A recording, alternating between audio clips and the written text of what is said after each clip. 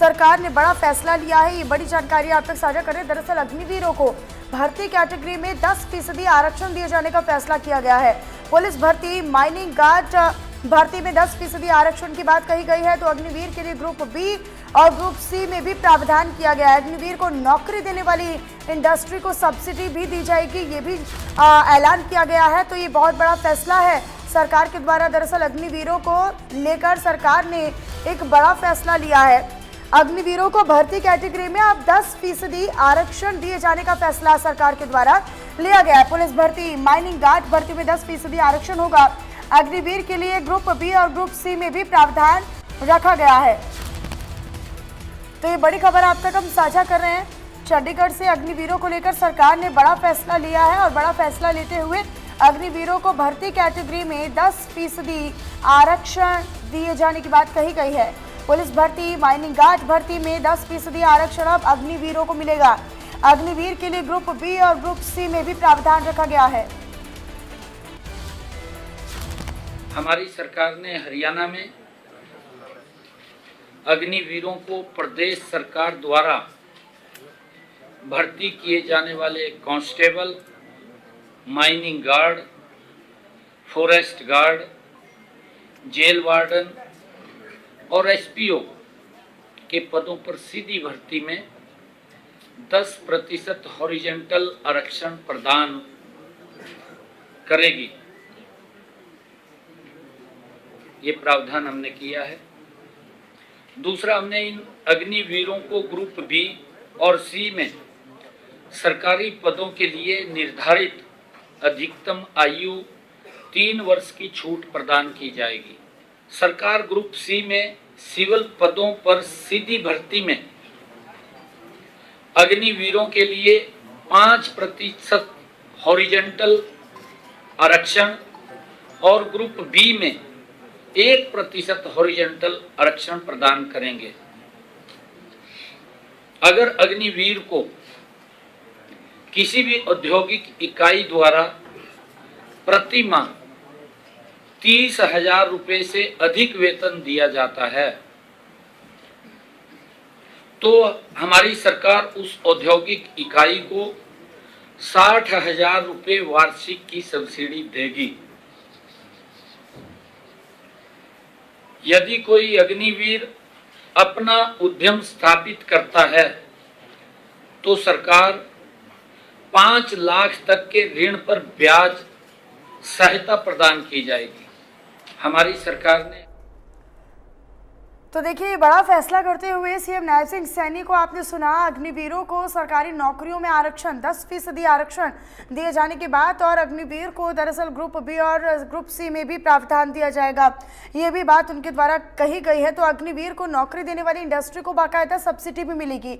इसके लिए अब एक बाकायदा योजना भी तैयार की जा रही है। इसको लेकर एक रोड मैप भी तैयार किया जा रहा है। अब अग्निवीरों को भर्ती कैटेगरी में 10% आरक्षण, यानी 10% जो सीटें होंगी, जो आरक्षण होगा वो केवल और केवल होगा अग्निवीरों के लिए, जो अग्निवीर भर्ती में गए हैं। अग्निवीरों के लिए, अग्निवीरों को नौकरी देने वाली इंडस्ट्रीज को भी सब्सिडी दी जाएगी। तो देखिए, ये ऐलान सीएम नैब सिंह सैनी ने किया है। अग्निवीरों को किस कदर वो आगे बढ़ा रहे हैं और उनको नौकरियों में, क्योंकि देखिए शंकाएं बहुत सारी थी और लगातार विपक्ष जो है वो सरकार को घेरने का काम करता है, खासतौर पर अग्निवीर योजना को लेकर। और विपक्ष ये कहता है कि अग्निवीरों का आगे क्या होगा, जो समय अवधि है उनके पूरी हो जाने के बाद कहां पर नौकरी होगी।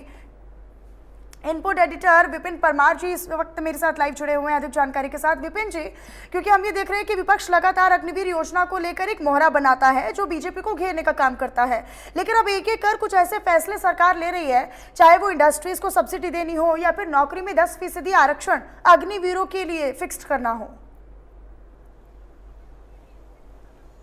देखिए, एक स्टेबिलिटी का माहौल पैदा करने के लिए सरकार की ओर से ये कदम जो है वो उठाया गया है, क्योंकि अग्निवीर सबसे ज्यादा देश की सरहद पर अगर किसी प्रदेश का जवान सेवा देता है तो वो हरियाणा प्रदेश है। ऐसे में विपक्ष के नेताओं की ओर से, चाहे वो पार्लियामेंट हो चाहे प्रदेश का नेतृत्व हो, लगातार अग्निवीर के मुद्दे पर जो है वो कांग्रेस जो है वो सत्ता पक्ष पर हावी होती नजर आ रही थी। और ऐसी परिस्थिति में जब आप विधानसभा रण के बिल्कुल मुहाने पर खड़े हैं, बिल्कुल उसका काउंटडाउन शुरू हो चुका है और विपक्ष के पास एक बड़ा मुद्दा अग्निवीर के तौर पर जो है उसको लगातार विपक्ष विपक्ष जो है अलग अलग प्लेटफॉर्म पर भुनाने का काम कर रहा था।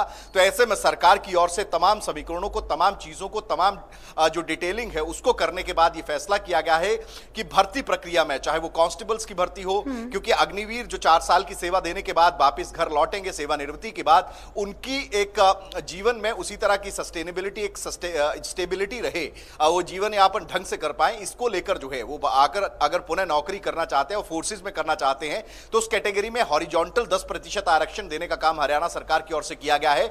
वहीं ग्रुप सी और डी कैटेगरी में भी अलग अलग जो है 5 साल और 8 साल का प्रावधान जो है वो किया गया है। इसी के साथ साथ अगर बात करें तो जो आयु सीमा है उसमें भी रिलैक्सेशन जो है वो सरकार की ओर से दी गई है। और साथ ही साथ ना केवल सरकारी नौकरियों में बल्कि प्राइवेट ऑर्गेनाइजेशन अगर किसी अग्निवीर को लेती है या उसको ज्वाइनिंग कराती है और उसको 30,000 रुपए से ज्यादा मासिक वेतन देती है तो उसको सरकार जो है वो 60,000 रुपया प्रति वर्ष जो है वो सब्सिडी जो है वो देने का काम करेगी। तो कहीं ना कहीं एक विपक्ष का जो मुद्दा था उस पर काउंटर अटैक जो है वो सरकार की ओर से किया गया है। और कहीं ना कहीं तमाम विचार विमर्श करने के बाद, पार्टी सीनियर लीडरशिप से बात करने के बाद जो है वो ये फैसला किया गया है कि अग्निवीरों को एक स्टेबिलिटी ऑफ लाइफ और एक सस्टेनेबिलिटी जो है उसको देने के लिए जो है कहीं ना कहीं इस तरीके का फैसला जो है वो हरियाणा सरकार की ओर से किया गया है। बिल्कुल विपिन जी, लेकिन देखिए ये काफी अहम भी हो जाता है कि उन इंडस्ट्रीज को, उन कंपनीज को सब्सिडी देने का फैसला किया गया है। लिहाजा अग्निवीरों को लेकर जो एक तरीके से एक माइंडसेट तैयार किया जा रहा था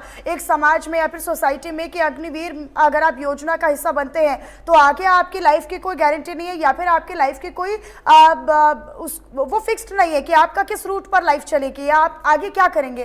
तो लिहाजा उस लाइफ को सिक्योर करने के लिए, उनकी नौकरी को सिक्योर करने के लिए उस दिशा में एक सकारात्मक कदम इसे माना जा सकता है। देखिए, देश के लिए जब भी कोई जवान सरहद पर जाता है या भर्ती प्रक्रिया में हिस्सा लेता है तो उसके दिमाग में ना तो पैसा होता है, ना तो वो सर्विस का जो कितने साल वो सर्विस करेगा ये रहता है।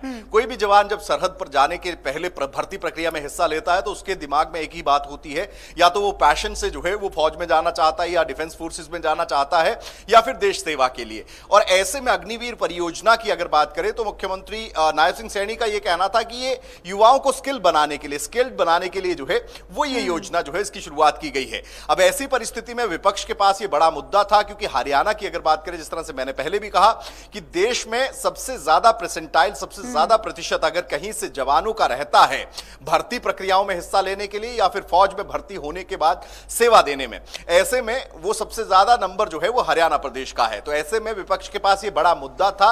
लेकिन अब जिस तरीके से 10% आरक्षण का हॉरिजॉन्टल सीधे सीधे अगर आप फोर्सेज में ज्वाइन करना चाहते हैं वो करने का प्रावधान जो है वो सरकार की ओर से किया गया है। अब देखना यह होगा कि विपक्ष की क्या कुछ प्रतिक्रिया जो है वो इस पूरे मामले पर सामने निकल कर आती है। लेकिन सरकार की ओर से कहीं ना कहीं जो खुले मंचों पर आरोप लगाने का काम जो है वो कांग्रेस और विपक्ष के नेताओं की ओर से किया जा रहा था, उस पर कहीं ना कहीं काउंटर अटैक करने का काम जो है वो सरकार की ओर से किया और उसी दिशा में एक सकारात्मक फैसला भी इसे माना जा सकता है। बहुत शुक्रिया विपिन जी, हमारे साथ आप जुड़े और तमाम जानकारी हमारे दर्शकों तक आपने साझा की उसके लिए।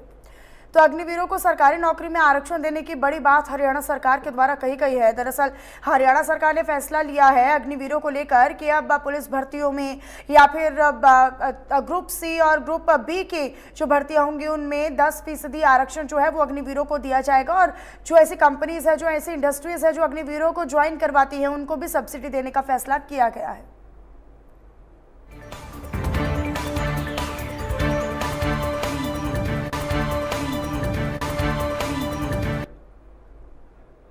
राम राम, बहुत स्वागत है आप सभी का। आप देख रहे हैं इंडिया न्यूज हरियाणा, आपके साथ मैं हूं मनीषा शर्मा। शुरुआत कर लेते हैं फटाफट खबरों की।